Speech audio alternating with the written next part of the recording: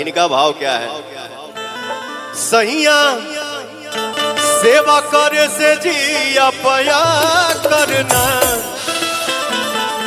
दूध पी यावे प्रोटीना मिला करना,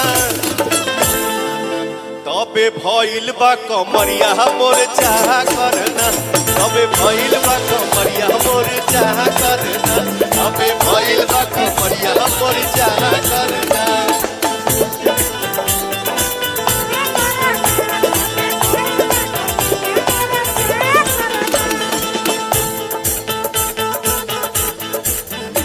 होठ लाली उठ पटी मारी फेस पटी रे, शादी बाद लगा तारू ए जान तू अफीम।